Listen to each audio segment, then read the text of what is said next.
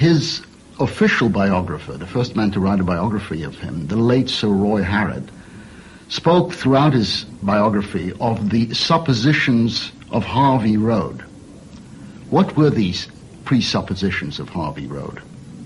Well, this links up with what I've just said. Although Keynes was in revolt against Victorian values, he was a Victorian as well. He was born in 1883 in the Victorian age. His parents were great Victorians, characteristic, representative Victorians of that period.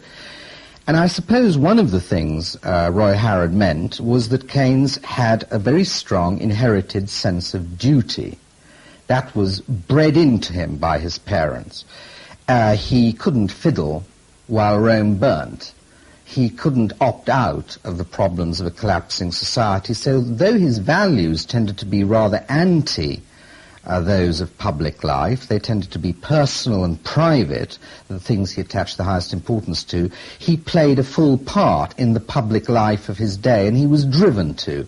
That's one very, very strong presupposition of Harvey Road.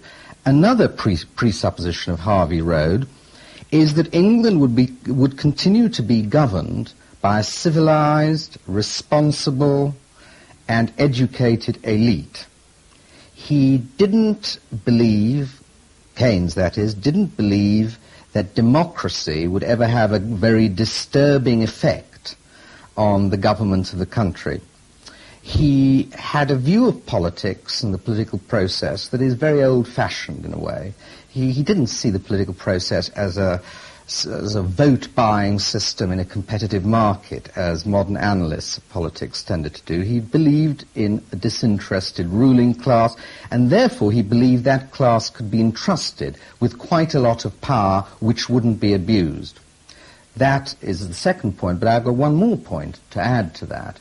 And that is, he had, like many Victorians and early 20th century people of his kind, a quite exaggerated faith in the ability of social science to solve problems. Very characteristic of the early 20th century. We have lost a lot of it now. In a famous remark, well, maybe it's not that famous, but I thought it very striking, to the Macmillan Committee, he said that we were approaching the time when the science of monetary policy would be as uncontentious as the science of electricity. That was something that couldn't be said today. Keynes was no mere theorist, but also a practical man of affairs. He was a director of an insurance company and a lifelong bursar of King's College. His amazing versatility is what his wartime acting bursar remembers best about him. Strength, power, brains, and the power of switching from one subject to another.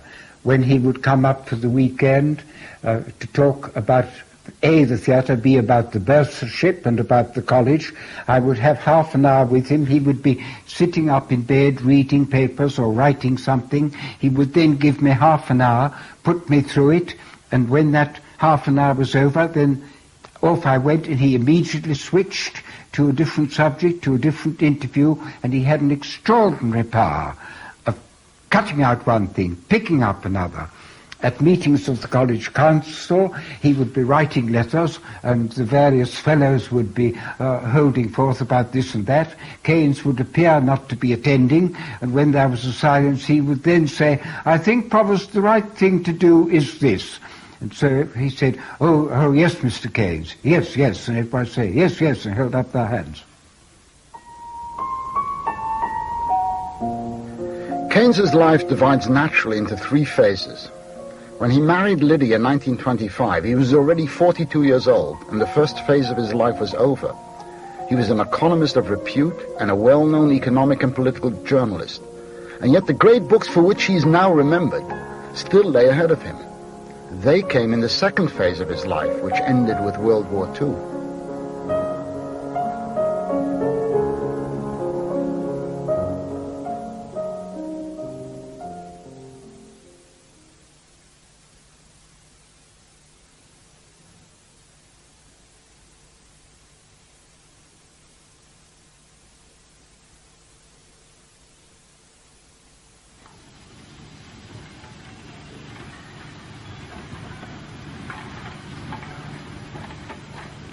In 1925, Winston Churchill, then Chancellor of the Exchequer, returned Britain to the gold standard at the pre-war exchange rate.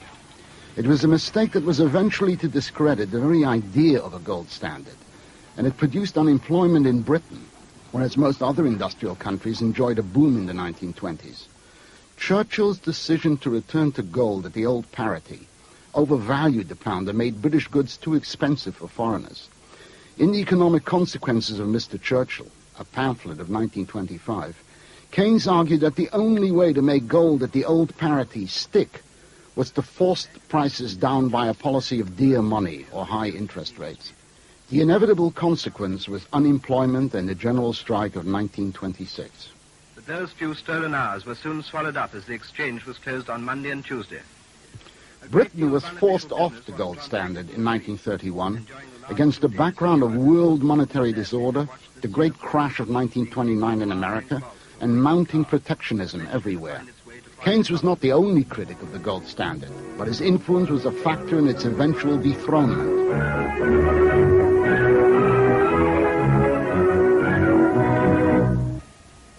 We must free ourselves from the bondage of old ideas. There are high authorities who, though they recognize the impossibility of restoring the old gold standard, would like to get us back as near to it as they can.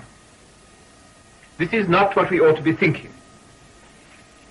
We ought to fix the future value of our money on foreign markets so as to be stable and at the same time in right adjustment with our wages, our national debt, and so forth. It is a wonderful thing for our businessmen and our manufacturers and our unemployed to taste hope again. But they must not allow anyone to put them back in the gold cage where they have been pining their hearts out all these years. All through the 1920s, Keynes had been engaged on a major academic work which became the Treatise on Money, published in 1930. It was Keynes's first attempt at a detailed analysis of the changes in the general level of prices. In this effort, he largely accepted and built on the orthodox quantity theory of money, developing the insights of his Cambridge mentor, Alfred Marshall, one of the great economists of the Victorian era, whose magisterial principles of economics provided 2 generations of English economists with a veritable Bible of economic truths. The Treatise on Money was brutally reviewed. It was criticized on purely technical grounds, but also because it analyzed business cycles largely in terms of prices. Within a year, Keynes decided to work on a new book, which was to become 5 years later The General Theory of Employment, Interest, and Money, the book for which he's now best remembered.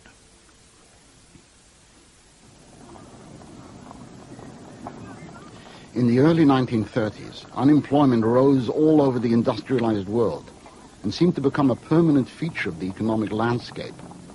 It was against this background of persistent unemployment that Keynes developed his new general theory.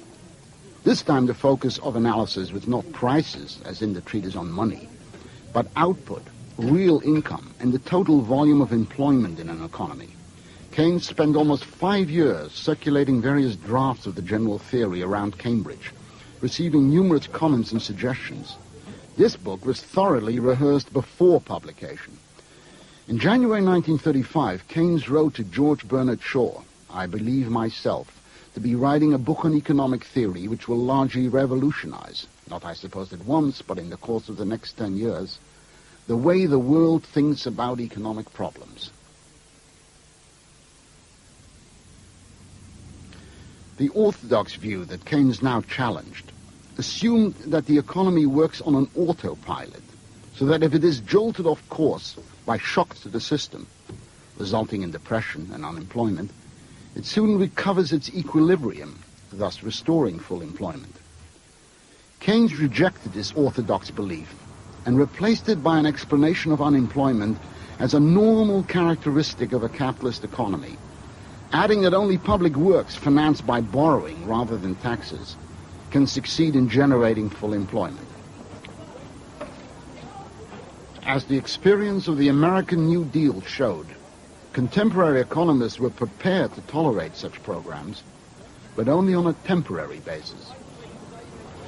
The British Treasury believed as a matter of dogma that major public works like those of President Roosevelt in America destroy as much employment as they create.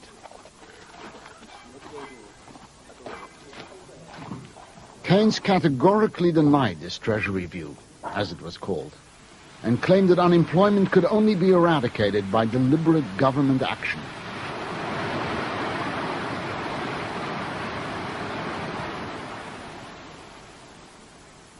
Now here is the originality and excitement of Keynes's approach. Previously it had only been cranks and Marxists who said that the economy lacked an effective autopilot. But these people were not taken seriously by the economic establishment. But for someone like Keynes to cast doubt on the idea that the economy had an autopilot was truly revolutionary. Because saving and investment is done by different people for different reasons, there's no guarantee that the two will be the same. What then brings them into harmony, or as economists love to say, into equilibrium? If savings are larger than investment, this depresses the rate of interest, and that automatically lowers saving and raises investment until the two are equal. It works just as well the other way round when investment is bigger than savings. But instead, Keynes argued, it is variations in income itself that bring savings into equilibrium with investment. And moreover, it is investment that is always the active partner in the relationship. When investment goes up, this causes a multiplied increase in income. That makes consumption go up, but never by as much as income. And that difference in turn generates the savings to match the initial increase in investment. What we have here are a few highly interrelated ideas developed by Keynes. The consumption function, the multiplier, and a particular way of thinking about saving and investment.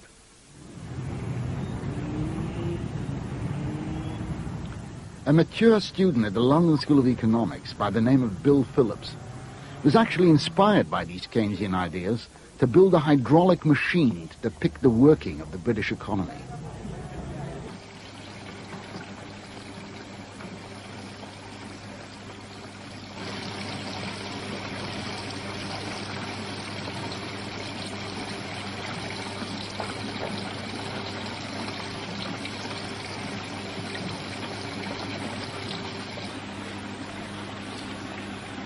And this is what it is, a hydraulic machine depicting the workings of the British economy along Keynesian lines. It is in fact an analog computer built in 1948, long before modern electronic computers. But it was actually used for teaching purposes at LSE, Cambridge, Harvard, and elsewhere all through the 1950s. About a dozen of these machines were built in accordance with Phillips's instructions. What this machine demonstrates is the circular flow of income and the role that saving and investment play in determining the size of that circular flow. Consumption, investment, and saving form a circular flow in which business firms pay out wages, rents, and interest to households to produce goods and services, and households pay out money to business firms to buy goods and services. Business firms cannot expect their sales to consumers to be as large as the total of their outgoings, because the public will want to save some of its income. These savings therefore leak out of the circular flow. That doesn't matter, provided that businessmen are at the same time injecting a sufficient amount of additional payment for new investment. The total amount of income flowing around the circular flow will go up when businessmen try to invest more than consumers are saving, and it will go down when consumers try to save more than businessmen are investing. Keynes introduced the so-called consumption function, an absolutely central concept in his thinking. If you plot consumer expenditure against disposable income, you discover, lo and behold, that total consumer expenditure in any given year is a stable and highly predictable fraction of national income. It's always about 3/4 to 4/5 of disposable income.